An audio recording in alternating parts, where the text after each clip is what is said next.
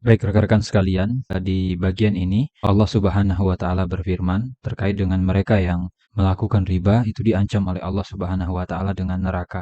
Sebagaimana Allah tegaskan di dalam Quran surat Al-Baqarah ayat 275. Allah Subhanahu wa taala menegaskan wa ahallallahu al-bai' wa harramar riba. Faman ja'ahu mau'izatum mir rabbih fantaha falahu ma salafa wa amruhu ilallahi. Wa man ada faulaika ashabun nar hum fiha khalidun. Jadi pada saat seseorang melakukan riba, dia sudah start melakukan, lalu kemudian dia di tengah jalan tahu ilmunya. Oh, riba itu haram. Maka Allah Subhanahu wa taala berikan arahan. Kalau tahu itu haram, maka hentikan, tinggalkan. Bagi mereka yang menghentikan atau meninggalkan, berarti dia sudah mengikuti apa yang Allah Subhanahu wa taala perintahkan. Tapi waman ada faulaika ashabun nar hum fiha khalidun. Kalau sudah tahu tapi tetap melanjutkan dengan alasan apapun itu gitu ya. Entah itu kadung basah atau yang lain misalnya, maka ini diancam dengan neraka. Mereka itu adalah ashabun nar. Mereka adalah penduduk neraka dan mereka itu khalidin. Maka ancamannya langsung dari Allah Subhanahu wa taala, bukan kita yang membuat-buat. Jadi silahkan nanti dicek di Al-Baqarah ayat 275. Mereka sudah dikasih tahu dan ternyata tidak mengindahkan apa yang Allah Subhanahu wa taala sampaikan, berarti dia terancam dengan ayat ini.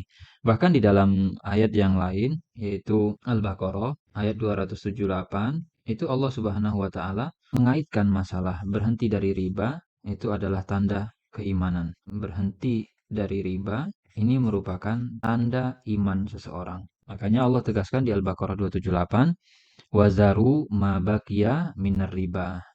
Wazaru ma baqiya minar riba.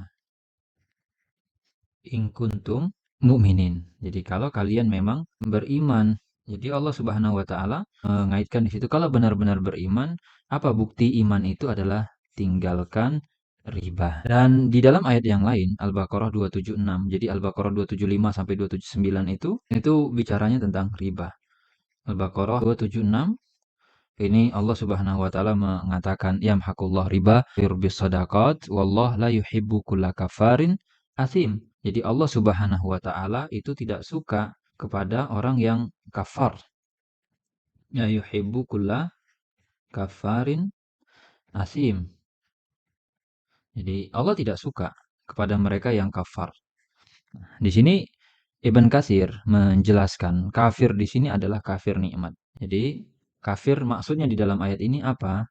Dia kafir terhadap nikmat Allah yang Allah Subhanahu wa taala sudah berikan kepadanya. Maksudnya gimana bentuknya?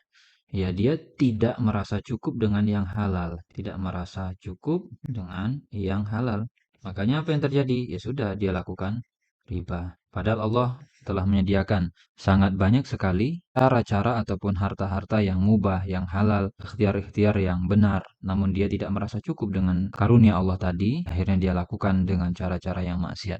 Ada juga memang yang mengatakan kafar di situ adalah memang keluar dari Islam kalau meyakini ribanya halal. Tapi biasanya ya kebanyakan orang dia tetap meyakini riba itu haram, tapi kenapa kok dilakuin? Ya tadi, dia merasa kurang, tidak merasa cukup karena nafsu, kepentingan dunia, dan seterusnya. Ini ancaman kepada mereka yang sudah dikasih tahu bahwa riba itu haram, tapi kemudian dia tidak mau menghentikan, maka diancam oleh Allah dengan neraka. Itu mungkin